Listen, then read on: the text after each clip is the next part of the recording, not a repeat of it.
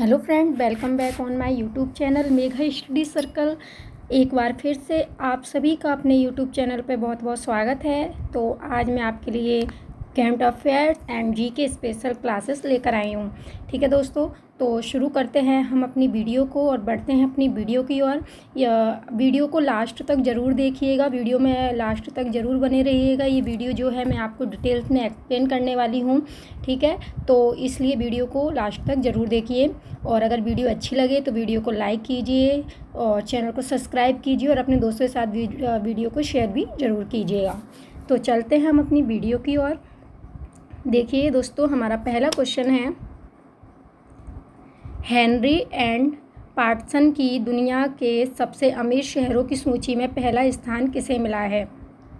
Okay दोस्तों, तो हमारा क्वेश्चन यही है कि हेनरी एंड पाटसन की दुनिया में सबसे अमीर शहरों की सूची में पहला स्थान किसको मिला है। अगर हम बात करते हैं कि धनवान शहर हैं, जो सबसे ज़्यादा अमीर शहर हैं, ठीक है, विश्व के, तो जितने भी अमीर शहर हैं, धनवान शहर हैं, उनकी सूची किसने जारी की है, तो हेनरी एंड पार्टनर्स ने जो है उनकी सूची जारी की है। उन्होंने बताया है कि विश्व में सबसे पहले नंबर पर अमीर शहर कौन सा है, दूसरे नंबर पर कौन सा है, तीसरे नंबर पर कौन सा है। ठीक है, ऐसी टॉप 10 जो है उन्होंने सूची जारी की है। तो इसमें पूछा गया है कि पहले स्थान पर कौन सा शहर है। तो पहले स्थान पर दोस्तों न्यूयॉर्क है। कौन सा है, न्यूयॉर्क। न्यूयॉर्क जो है वो पहले स्थान पर सबसे अमीर शहरों में से एक है। ठीक है ना, तो इसको आप याद कर लीजिएगा अच्छे से। सूची की अगर हम बात करते हैं तो मैं आपको सूची बताती हूँ कि पहले नंबर पे जो है न्यूयॉर्क है। ठीक है, ये यूएसए में पड़ता है, अमेरिका में, और यहाँ पर है ना 3.4 लाख दोस्तों, 3.4 लाख जो लोग हैं वो अमीर हैं, वो धनवान हैं, लखपति हैं। ठीक है ना, 3.4 लाख लोग जो हैं वो धनवान हैं यहाँ के। तो इसलिए इसको जो है वर्ल्ड का सबसे अमीर शहर भी कहा जाता है, वर्ल्ड का सबसे अमीर। ठीक है, दूसरे नंबर की अगर हम दोस्तों बात करते हैं तो दूसरे नंबर पे होता है टोक्यो। अपना कौन सा होता है दोस्तों, टोक्यो। टोक्यो की अगर हम बात करते हैं तो टोक्यो दोस्तों जापान में है।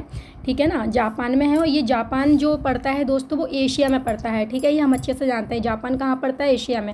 अगर क्वेश्चन दोस्तों कुछ इस टाइप से भी पूछ लिया जाए कि एशिया का सबसे धनवान शहर कौन सा है, ठीक है ना, एशिया का सबसे धनवान शहर पूछ लिया जाए तो टोक्यो जो है उसका करेक्ट आंसर हो जाएगा। ठीक है, एशिया का सबसे धनवान शहर कौन सा हो जाएगा दोस्तों, टोक्यो। ओके, अब तीसरे नंबर की हम बात करेंगे। चौथे नंबर की देखो हम बात करते हैं तो चौथे नंबर लंदन दोस्तों, लंदन। लंदन यूरोप में है। ठीक है ना, तो यूरोप का सबसे धनवान शहर कौन सा है, लंदन है। ठीक है, तो यूरोप का सबसे धनवान शहर लंदन है। देखिए, हम अगर अपने भारत की बात करते हैं तो भारत हमारा बहुत पीछे है।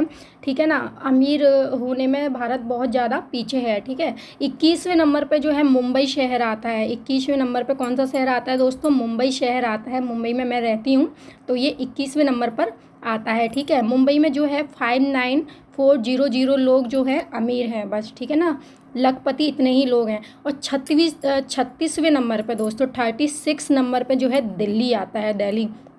दिल्ली दोस्तों जो है 36वें नंबर पर आता है। तो जो है कि दिल्ली तो मुंबई से भी बहुत पीछे है। ठीक है, बस ये दो ही शहर जोड़े गए हैं और बाकी तो भारत में कोई शहर इतना अमीर है ही नहीं। अगर मैं सूची की बात करती हूँ दोस्तों तो मैं आप लोगों को बोल के दिखा देती हूँ, तो आप जो है एक बार मेरी उसे सुन लीजिएगा। देखिए, फर्स्ट नंबर पर न्यूयॉर्क है सबसे अमीर देशों में। सेकंड नंबर पर दोस्तों टोक्यो है। तीसरे नंबर पर द वे एरियाज है जो यूएसए में पड़ता है। लंदन 4th नंबर पे है। सिंगापुर है 5 नंबर पे। लॉस एंजल है दोस्तों, वो 6 नंबर पे है। हांगकांग है 7 नंबर पर। ठीक है, बीजिंग है दोस्तों 8 नंबर पर, और संघाई है 9 नंबर पर, सिडनी लास्ट में है। ठीक है, तो ये टॉप 10 जो है सूची मैंने आप लोगों को बता दी है। इसमें सबसे फर्स्ट नंबर पर न्यूयॉर्क है, और यह सूची जो जारी की है वो हेनली एंड पाटसन ने जारी की है। ठीक है, नेक्स्ट हम अपने क्वेश्चन की तरफ चलते हैं दोस्तों। न्यूयॉर्क के बारे में मैं थोड़ा सा आपको और बता दें। न्यूयॉर्क को दोस्तों न्यूयॉर्क को जो है बिग एप्पल के नाम से भी जाना जाता है, ठीक है। गगनचुंबी इमारतों का शहर भी न्यूयॉर्क को बोलते हैं। हडसन नदी के किनारे जो है न्यूयॉर्क स्थित है, ठीक है। हडसन नदी के किनारे, ये पूछ लिया जाता है अक्सर पेपर में, ये पूछ लिया जाता है कि हडसन नदी के किनारे कौन सा शहर है, तो वो कौन सा शहर है दोस्तों? न्यूयॉर्क है। ये USA में है और इसको बिग एप्पल के नाम से गगनचुंबी इमारतों का शहर भी बोला जाता है। हम नेक्स्ट अपने क्वेश्चन की तरफ चलते हैं, ठीक है दोस्तों। हाल ही में हुनथदो सांस्कृतिक उत्सव का आयोजन किया गया है, ठीक है ना। हाल ही में किसका आयोजन किया गया है? हुनथदो सांस्कृतिक उत्सव का आयोजन किया गया है। तो ये दोस्तों ये आयोजन कहाँ पर किया गया है, ये आपको बताना है, ठीक है। हाल ही में अभी किया हुआ है ये आयोजन, और ये आयोजन कहाँ पर किया गया है? तो ये आयोजन दोस्तों किया गया है मणिपुर में। कहाँ पर किया गया है दोस्तों? मणिपुर में, ठीक है। तो हम ये जान गए हैं कि हुनथदो एक फेस्टिवल है जो कहाँ का है दोस्तों? मणिपुर राज्य का वह फेस्टिवल है, ठीक है ना दोस्तों। तो ये जो फेस्टिवल अभी हुआ है, ये कौन से नंबर का हुआ है? इसका संस्करण कौन से नंबर का संस्करण है दोस्तों? ये 5वें नंबर का हुआ है। 5वें नंबर का संस्करण जो है ये हुआ है। यह फेस्टिवल दोस्तों 2 दिन चलता है। इस बात को आप अच्छे से दिमाग में बिठा लीजिएगा, याद कर लीजिएगा कि ये जो फेस्टिवल होता है हुनथदो, ये कब तक चलता है? ये 2 दिन तक चलता है, ठीक है ना। अब हम बात करते हैं इसके नाम का। तो देखिए हुनथदो का मतलब क्या है दोस्तों? हुन का मतलब होता है नववर्ष, ठीक है। और थडो एक प्रकार की जनजाति होती है। थडो एक जनजाति होती है कहाँ की? मणिपुर की, ठीक है ना। तो जो ये थडो नाम की जनजाति होती है, ये थडो जनजाति न्यू ईयर सेलिब्रेट करती है। क्या सेलिब्रेट करती है दोस्तों? न्यू ईयर, ठीक है ना। ये न्यू ईयर सेलिब्रेट करती है, उसी को हुनथदो फेस्टिवल बोलते हैं। ओके, आप लोगों को समझ में आ गया होगा। यह जो है हर वर्ष जो है सेलिब्रेट होता है ये फेस्टिवल, क्योंकि न्यू ईयर होता है इसलिए हर वर्ष सेलिब्रेट होता है। हम अपने नेक्स्ट क्वेश्चन की तरफ चलते हैं। देखिए हमारा नेक्स्ट क्वेश्चन है कि हाल ही में मादक पदार्थ रोधी बल के प्रमुखों का पहला राष्ट्रीय सम्मेलन कहाँ हुआ है? ठीक है दोस्तों, तो जो मादक पदार्थ रोधी के जो प्रमुखों का पहला राष्ट्रीय सम्मेलन हुआ है, ये कहाँ पर हुआ है दोस्तों? ये सम्मेलन हुआ है न्यू दिल्ली में। कहाँ पर हुआ है? न्यू दिल्ली में अभी ये सम्मेलन हुआ है, ठीक है। और इसके चीफ गेस्ट कौन थे दोस्तों? इसके चीफ गेस्ट थे गृह मंत्री थे अमित शाह। कौन थे? गृह मंत्री थे अमित शाह। अमित शाह जो थे इसके चीफ गेस्ट थे, ठीक है ना दोस्तों। अब अमित शाह इसके चीफ गेस्ट थे। तो ये सम्मेलन हुआ था, इसमें अमित शाह ने 2 चीज़ें स्टार्ट की दोस्तों। कौन कौन सी चीज़ें अमित शाह ने इसमें स्टार्ट की हैं? अमित शाह ने इसमें 2 चीज़ें शुरू की। पहली तो इन्होंने स्टार्ट किया एम ड्रग्स, ठीक है ना। Map drugs. और दूसरा मानस, ठीक है, दूसरा मानस। मैप ड्रग्स क्या है दोस्तों? ये क्या है मैप ड्रग्स? ये है कि जो गैर कानूनी जो मादक पदार्थ की खेती होती है ना, उसका पता करना और उसको रोकना, ठीक है ना। मैप ड्रग्स क्या है? जो मादक पदार्थों की खेती होती है, जो गैर कानूनी मादक पदार्थों की खेती होती है, उसको पता करना और उसको वो खेती करने से रोकना। मानस क्या है दोस्तों? मानस है कॉल सेंटर। मानस क्या है? एक कॉल सेंटर है जिसमें गैर कानूनी दवाइयों का व्यापार अगर हो रहा है तो यहाँ कॉल करते हैं, ठीक है ना। गैर कानूनी दवाइयों के व्यापार को रोकने के लिए कॉल सेंटर है मानस। पेपर में पूछ लिया जाता है कि मानस का संबंध किससे है या फिर मानस क्या है। तो मानस क्या है? मादक पदार्थ रोधी जो बल प्रमुखों का पहला राष्ट्रीय सम्मेलन हुआ था। कहाँ पर हुआ था? न्यू दिल्ली में हुआ था। और इसके चीफ गेस्ट जो थे वो अमित शाह थे दोस्तों, ठीक है ना। अमित शाह थे जो गृह मंत्री हैं। इन्होंने इस सम्मेलन में 2 चीज़ों को स्टार्ट किया था, एक तो मैप ड्रग्स को और दूसरा मानस को। मैप ड्रग्स क्या है दोस्तों? यह है गैर कानूनी मादक पदार्थ की जो खेती होती है उसको रोकने के लिए ये संस्था थी। और जो मानस क्या है? मानस है एक कॉल सेंटर है जो गैर कानूनी दवाइयों के व्यापार को रोकने के लिए बनाया गया है, ठीक है। तो ये हम समझ गए हैं इस बात को। हम अपने नेक्स्ट क्वेश्चन की तरफ चलते हैं। इस बात को अच्छे से आप लोग याद कर लीजिएगा, दिमाग में बिठा लीजिएगा। नेक्स्ट हम क्वेश्चन की तरफ चलते हैं। देखिए हम 4th अपने क्वेश्चन पे आ गए हैं कि हाल ही में साथी पोर्टल व मोबाइल ऐप का शुभारंभ किसने किया है? ठीक है ना। साथी पोर्टल और मोबाइल ऐप का शुभारंभ किसने किया है दोस्तों? तो इसका करेक्ट आंसर होगा कृषि और किसान कल्याण मंत्रालय, इसके मंत्री हैं नरेंद्र तोमर। ठीक है, इसके मंत्री कौन है? ठीक है, अब क्या है साथी का अगर हम बात करते हैं, देखिए साथी पोर्टल, SATHI, ठीक है ना। ये साथी पोर्टल ऐप जो है वो किसने जारी किया है? तो इनने जारी किया है, ठीक है ना। ये हमें पता है, ये हमने आंसर में बता दिया है। लेकिन अब पता कैसे चलेंगे कि देखिए इसमें साथी का जो एस है इसका फुल फॉर्म होता है सीड। सीड का मतलब होता है दोस्तों बीज, ठीक है ना। और बीज किससे रिलेटेड होता है? बीज तो कृषि और किसान से रिलेटेड होगा, इसलिए इसका आंसर ये हो जाएगा, ठीक है ना। इसका उद्देश्य क्या है दोस्तों? अगर हम इसके उद्देश्य की बात करते हैं तो इसका उद्देश्य है कि बीज की गुणवत्ता को बेहतर करना और नए बीज का उत्पादन करना, ठीक है ना। इसका उद्देश्य क्या है? ये जो साथी पोर्टल मोबाइल ऐप चालू हुआ है, इसका उद्देश्य क्या है दोस्तों? इसका उद्देश्य है कि जो बीज की गुणवत्ता है उसको बेहतर करना है और जो नए बीज का है उसका उत्पादन करना है। इसके उद्घाटन की अगर हम बात करते हैं दोस्तों, इसका उद्घाटन हुआ था दोस्तों 19 अप्रैल को। कब हुआ था? 19 अप्रैल को, ठीक है, 2023। अभी 4-5 दिन पहले ही जो है इसका उद्घाटन हुआ है, 19 अप्रैल को हुआ है, 2023 को इसका उद्घाटन हुआ है। पूछ लिया जाता है पेपर में कि 19 अप्रैल 2023 को किसका अभी हाल ही में 19 अप्रैल 2023 को किसका उद्घाटन हुआ है दोस्तों? तो साथी पोर्टल व मोबाइल ऐप का शुभारंभ हुआ है, जिसको किसने किया है? कृषि और किसान कल्याण मंत्रालय ने शुभारंभ इसका किया हुआ है। इसका उद्देश्य क्या है? कि बीज की गुणवत्ता को बेहतर करना है और नए बीज का उत्पादन करना है, ठीक है। हम अपने नेक्स्ट क्वेश्चन की तरफ चलते हैं। देखिए दुनिया भर में प्रतिवर्ष विश्व विरासत दिवस कब मनाया जाता है? वर्ल्ड हेरिटेज डे कब मनाया जाता है दोस्तों? ठीक है, वर्ल्ड हेरिटेज डे कब मनाया जाता है? तो ये मनाया जाता है दोस्तों 18 अप्रैल को। कब मनाया जाता है? 18 अप्रैल को, ठीक है ना। 18 अप्रैल को जो है वर्ल्ड हेरिटेज डे मनाया जाता है। इसकी शुरुआत कब से हुई है? कब से ये मनाना चालू हुआ है? तो इसकी शुरुआत दोस्तों हुई है 1982 से, ठीक है। कब से इसकी शुरुआत हुई है? 1982। ट्यूनीशिया में इसकी शुरुआत पहली बार हुई थी, ट्यूनीशिया, ठीक है, ट्यूनीशिया में हुआ था 1982 में, ठीक है। इस बार की अगर हम थीम की बात करते हैं कि इस बार जो ये वर्ल्ड हेरिटेज डे मनाया गया था तो इसकी थीम क्या थी? तो इसकी थीम थी दोस्तों हेरिटेज चेंजेस, ठीक है। हेरिटेज चेंजेस जो थी दोस्तों वो इसकी थीम थी इस बार की 2023 की, ठीक है ना। और ठीक है, तो ये कब मनाया जाता है? ये मनाया जाता है दोस्तों 18 अप्रैल को। अगर मैं आपसे बात करूं कि 18, देखिए मैंने 19 अप्रैल का ऊपर आप लोगों को बताया हुआ है कि ठीक है 90 अप्रैल को जो है ये तो अभी लागू हुआ है, इसका उद्घाटन अभी हुआ है। जो कृषि कल्याण मंत्रालय ने जो इसका उद्घाटन किया है, ये देखिए ये ऊपर, ठीक है ना, साथी पोर्टल मोबाइल ऐप, तो इसका तो अभी उद्घाटन हुआ है, ठीक है, यही 2023 में। अगर मैं आपसे ये बात करूं कि 18 अप्रैल को तो विश्व हेरिटेज दिवस मनाया जाता है। 17 अप्रैल को कौन सी चीज़ मनाई जाती है? 17 अप्रैल को मैंने कल के वीडियो में जो है आपको पढ़ाया है।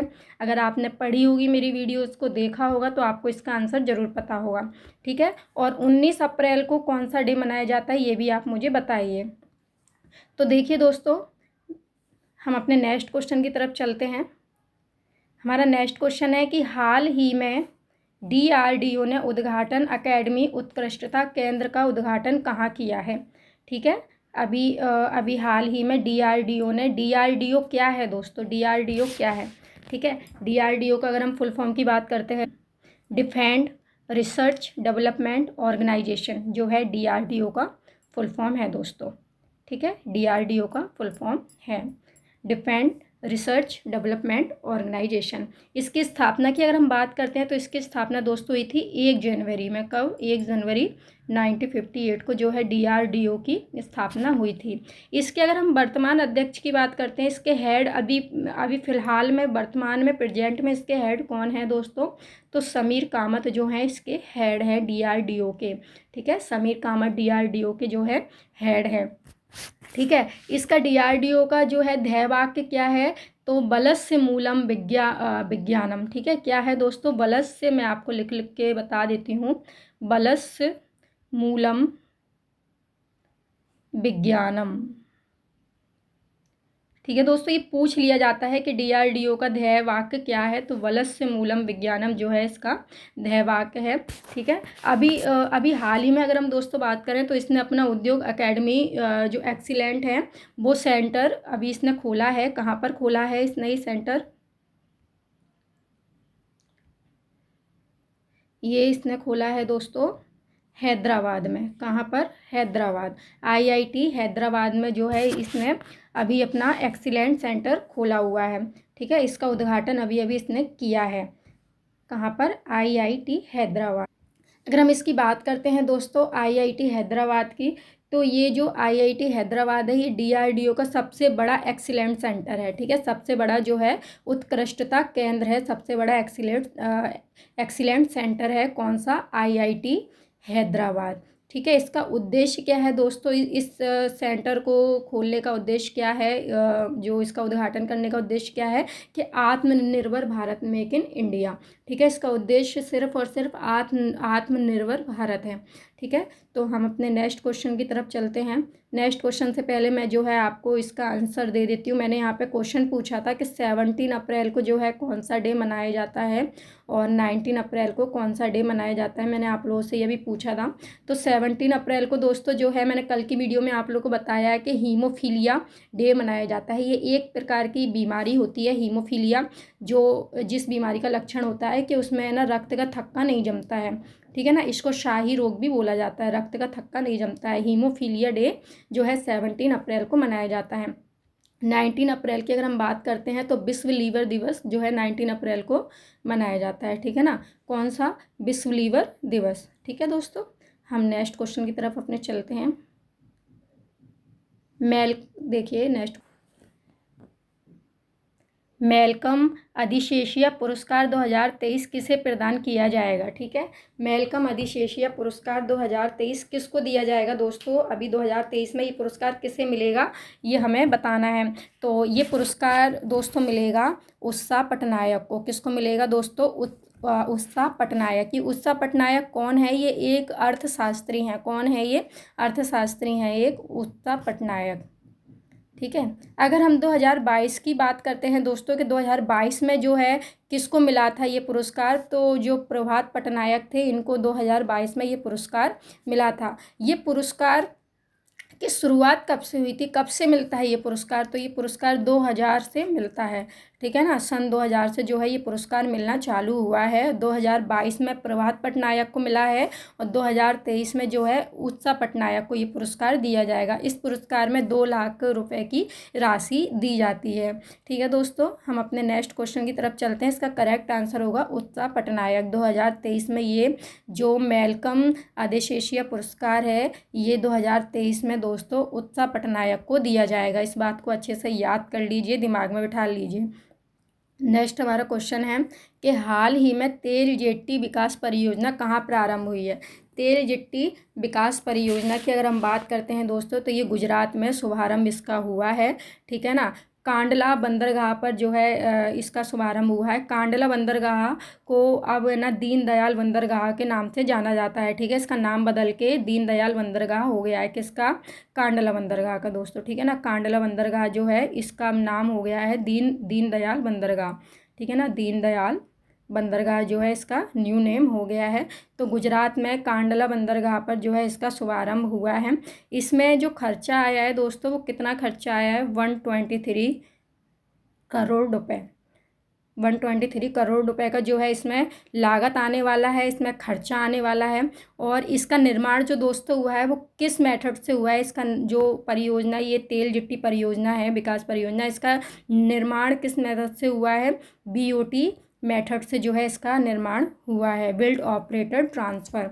ठीक है, बिल्ड ऑपरेटर ट्रांसफ़र, जो BOT एक मेथड है जिस मेथड से इसका निर्माण हुआ है। अब जो इसमें लागत आएगी तो उसका फंड कौन देगा? तो कौन देगा दोस्तों? वन सेशनेयर जो है देगा। ओके, इसका खर्चा कौन देगा? वन सेशनेयर देगा। अब ये हमें आंसर इसका पता चल गया है कि हाल ही में तेल जेट्टी विकास परियोजना प्रारंभ हुई है, तो ये कहाँ पर हुई है दोस्तों? ये गुजरात में हुई है, कांडला बंदरगाह पर हुई है। कांडला बंदरगाह का नाम बदलकर अब जो है नया नाम रखा गया है, दीनदयाल बंदरगाह बोलते हैं जिसको। इसमें 123 करोड़ रुपए की लागत आई है और इसका जो निर्माण हुआ है वो किस मेथड से हुआ है? BOT मेथड से इसका निर्माण हुआ है। ठीक है, हम अपने नेक्स्ट क्वेश्चन की तरफ चलते हैं। भारत की महर्षि पहल का संबंध किससे है? भारत की महर्षि पहल, महर्षि की जगह दोस्तों श्री अन्न पहल भी पूछ लिया जाता है, मीरा पहल भी पूछ लिया जाता है। ये तीनों चीज़ें एक ही हैं, महर्षि पहल, मीरा पहल या फिर श्री अन्न पहल। ठीक है ना, श्री अन्न पहल, ये तीनों जो पहल हैं तीनों एक ही हैं। ये पूछ लेंगे या ये पूछ लेंगे या फिर ये पूछ लेंगे। तो इन तीनों का यानी तीनों एक ही हैं, तो इनका संबंध किससे होता है दोस्तों? इनका संबंध होता है मिलेट्स से। किससे होता है? मिलेट्स। ठीक है, मिलेट्स का मतलब दोस्तों होता है मोटा अनाज। किससे होता है? मोटा अनाज। तो इन सब का संबंध मोटे अनाज से है। ठीक है, अब इन सब में मोटा अनाज कौन सा है? तो बाजरा है। ठीक है ना, बाजरा क्या है? मोटा अनाज है, तो इसका करेक्ट आंसर जो है अपना बाजरा होने वाला है। अब अगर हम इसका थोड़ा और डिटेल्स की बात करते हैं तो अभी जो 4-5 दिन पहले 17 से 19 अप्रैल तक में 17 से 19 अप्रैल तक एक बैठक बैठी थी। ठीक है, G20 कृषि वैज्ञानिक बैठक। ठीक है ना, यूपी में बैठी थी, वाराणसी में। ठीक है, ये बैठक हो रही थी, तो इसी में एक पहल जो है शुरू की गई थी, जिस पहल का नाम क्या था? महर्षि पहल या फिर मीरा पहल या फिर श्री अन्न पहल। ठीक है ना, ये जो 17 से 19 अप्रैल में बैठक बैठी हुई थी दोस्तों, G20 कृषि वैज्ञानिकों की बैठक बैठी थी। ये बैठक कहाँ पर बैठी थी? ये बैठक बैठी थी दोस्तों यूपी वाराणसी में जो है ये बैठक बैठी हुई थी। और तो ये बैठक थी, तो इसी में जो है एक पहल शुरू की गई, जिस पहल का नाम महर्षि पहल रखा गया। ठीक है, इसका उद्देश्य क्या था? जो कृषि पर्यावरण के लिए अच्छी है उसको महत्व देना। इसका उद्देश्य क्या था ये महर्षि पहल का? कि वो कृषि करना जो पर्यावरण के लिए अच्छी है। ठीक है ना, तो और इसका संबंध किससे है? तो इसका संबंध दोस्तों मिलेट से है, मोटे अनाज से जो है इसका संबंध है, इसलिए इसका आंसर हो जाएगा ऑप्शन डी, बाजरा। ठीक है ना, नेक्स्ट हम चलते हैं अपने क्वेश्चन की तरफ। 10 क्वेश्चन पे हम आ गए हैं दोस्तों कि हाल ही में अज्ञात शवों का DNA डेटाबेस बनाने वाला पहला राज्य कौन सा है? देखिए, हाल ही में अभी अज्ञात शव होते हैं, जो डेड बॉडीज़ होती हैं, जो लाशें होती हैं, अज्ञात होती हैं, जिनका पता नहीं रहता है कि ये किसकी है।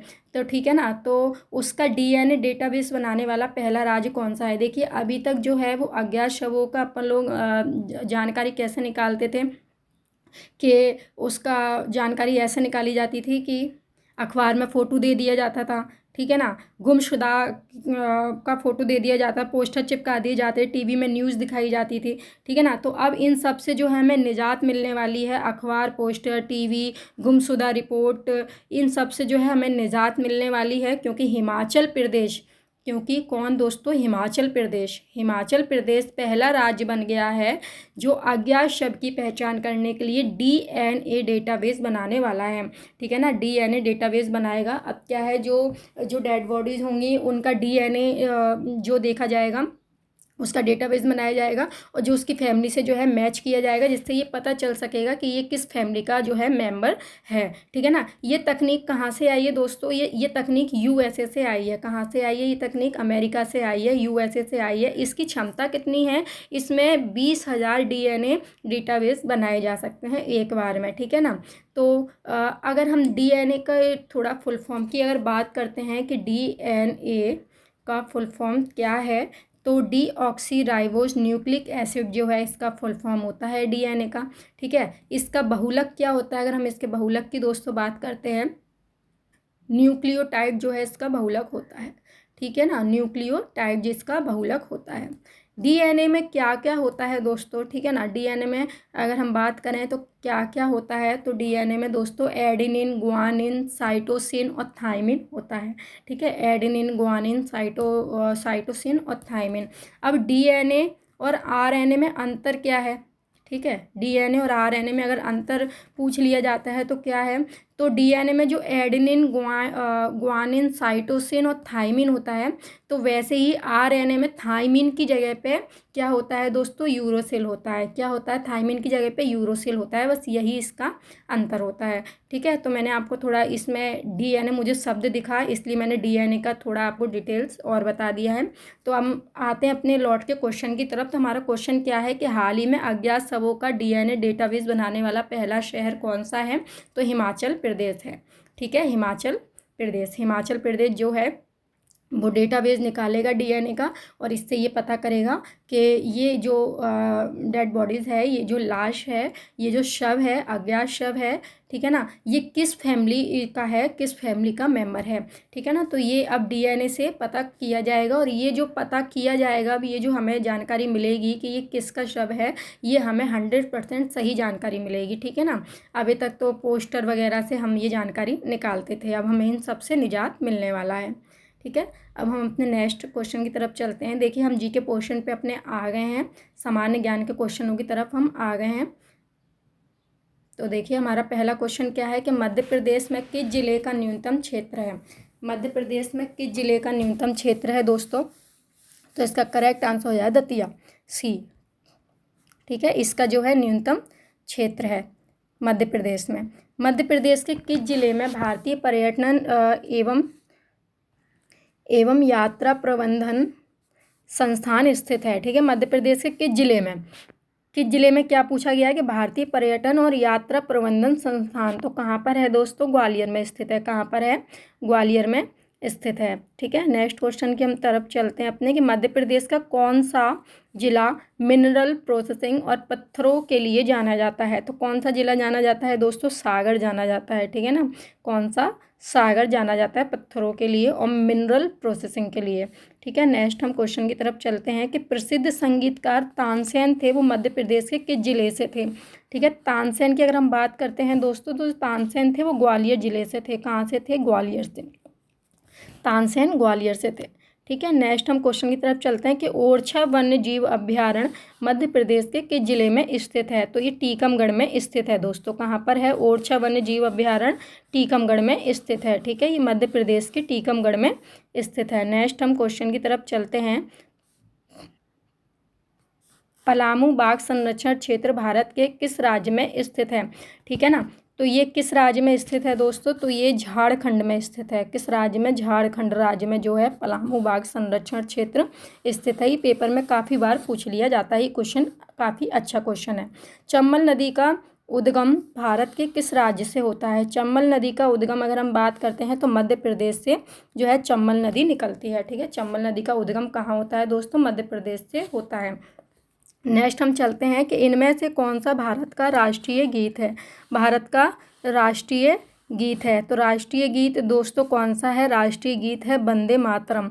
कौन सा है राष्ट्रीय गीत? वंदे मातरम। ठीक है, नेक्स्ट हम चलते हैं कि भारत के किस राज्य को 5 नदियों का राज्य भी कहा जाता है? 5 नदियों का राज्य दोस्तों किसे कहा जाता है? तो पंजाब को कहा जाता है। पंजाब को क्या बोला जाता है? 5 नदियों का राज्य। ओके, नेक्स्ट हम चलते हैं कि भारत का सबसे बड़ा पशु मेला, भारत का सबसे बड़ा पशु मेला कहाँ आयोजित किया जाता है? तो सोनपुर में, बिहार में जो है। सोनपुर कहाँ है दोस्तों? बिहार में है। सोनपुर बिहार में जो है भारत के सबसे बड़ा पशु मेला आयोजित होता है। ठीक है, नेक्स्ट हम चलते हैं कि माउंट एंटेना ज्वालामुखी किस देश में स्थित है? ठीक है ना, माउंट एंटेना ज्वालामुखी किस देश में स्थित है? तो इटली देश में जो है ये स्थित है। ठीक है ना, माउंट एंटेना ज्वालामुखी, ये भी क्वेश्चन पूछ लिया जाता है, ये इटली में जो है स्थित है। नेक्स्ट हम क्वेश्चन की ओर चलते हैं। 12 क्वेश्चन पे हम दोस्तों आ गए हैं। हमारा 12 क्वेश्चन है कि कौन सा देश सूर्योदय की भूमि के रूप में प्रसिद्ध है? तो कौन सा देश है जो सूर्योदय की भूमि के रूप में प्रसिद्ध है? तो जापान है। कौन सा देश प्रसिद्ध है दोस्तों? जापान। इसका करेक्ट आंसर जापान हो जाएगा। नेक्स्ट चलते हैं कि अफ्रीका के सबसे ऊंचे शिखर का नाम क्या है? अफ्रीका में जो सबसे ऊंचा शिखर है दोस्तों, उसका नाम क्या है? उसका नाम है दोस्तों माउंट किलिमंजारो। क्या है? माउंट किलिमंजारो जो है ये अफ्रीका के सबसे ऊंचे शिखर का नाम है। अफ्रीका का सबसे ऊंचा शिखर कौन सा है? Mount Kilimanjaro. ठीक है, 26 नवंबर 1949 को भारत का संविधान किसने स्वीकृत किया?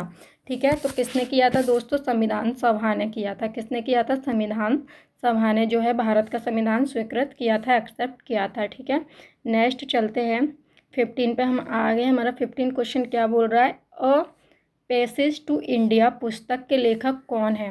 ठीक है, अ पैसेज टू इंडिया जो पुस्तक लिखी गई है, उस पुस्तक के लेखक दोस्तों कौन है? तो उस पुस्तक के लेखक हैं दोस्तों E.M. फोस्टर। कौन है? E.M. फोस्टर। E.M. फोस्टर है जो उन्होंने अ पैसेज टू इंडिया नाम की पुस्तक लिखी है। ठीक है ना। नेक्स्ट चलते हैं, द प्रिंस पुस्तक किसने लिखी है? द प्रिंस एक बुक है दोस्तों, उसके लेखक कौन है ये हमें बताना है। तो उसके लेखक हैं निकोलो मेकियावेली। ठीक है ना, निकोलो मेकियावेली जो हैं इस पुस्तक के राइटर हैं, इस पुस्तक के लेखक हैं। नेक्स्ट हम चलते हैं कि बुर्जिल तथा जोजिला दर्रा निम्न में से किस राज्य में स्थित है? बुर्जिल और जोजिले दर्रे की अगर हम बात करते हैं तो ये दोनों ही दर्रे जो हैं जम्मू कश्मीर में स्थित हैं। कहाँ पर हैं दोस्तों? जम्मू कश्मीर में स्थित हैं बुर्जिल और जोजिला दर्रा। ठीक है, नेक्स्ट हम क्वेश्चन की तरफ चलें। तो शिवाजी किस मराठा जाति या वंश से संबंधित थे? तो शिवाजी किस मराठा जाति या वंश से संबंधित थे? तो भोंसले जो है इसका करेक्ट आंसर हो जाएगा। भोंसले जाति या वंश से जो है शिवाजी संबंध रखते थे। ठीक है, केंद्रीय आलू अनुसंधान संस्थान, ठीक है ना, सेंट्रल पोटैटो रिसर्च इंस्टीट्यूट निम्न में से किस स्थान पर स्थित है? तो ये कहाँ पर स्थित है दोस्तों? ये शिमला में है। कहाँ पर है ये? शिमला में है। सेंट्रल पोटैटो रिसर्च इंस्टीट्यूट ये कहाँ पर है दोस्तों? ये शिमला में है। इसको CPRI भी बोलते हैं। ठीक है ना, ये कहाँ पर है दोस्तों? ये शिमला में स्थित है। नेक्स्ट हम चलते हैं कि निम्नलिखित में से कहाँ पर एक संरक्षित कक्ष वनस्पति क्षेत्र है? तो गोवा में है। ठीक है, इसका करेक्ट आंसर क्या हो जाएगा दोस्तों? गोवा। गोवा में जो है एक संरक्षित कक्ष वनस्पति क्षेत्र है। कहाँ पर है? गोवा में। तो इन्हीं 30 क्वेश्चन के साथ दोस्तों हमारी जो है आज की वीडियो ख़त्म होती है। अगर आपको वीडियो अच्छी लगी हो तो वीडियो को लाइक और शेयर करना ना भूलें, और यदि अभी तक आपने मेरे चैनल को सब्सक्राइब नहीं किया है तो जल्दी से जाके मेगा स्टडी सर्कल को सब्सक्राइब करें और बेल आइकन प्रेस करें, जिससे कि मैं जो भी वीडियो डालती हूँ वो सबसे पहले आप लोगों तक पहुँच सके। तो ऐसे ही और मज़ेदार जानकारियों के लिए बने रहिए मेरे चैनल पर। सो आज की वीडियो में बस इतना ही। मिलते हैं अपनी अगली वीडियो में, तब तक के लिए खुश रहिए, मस्त रहिए। Thank you so much.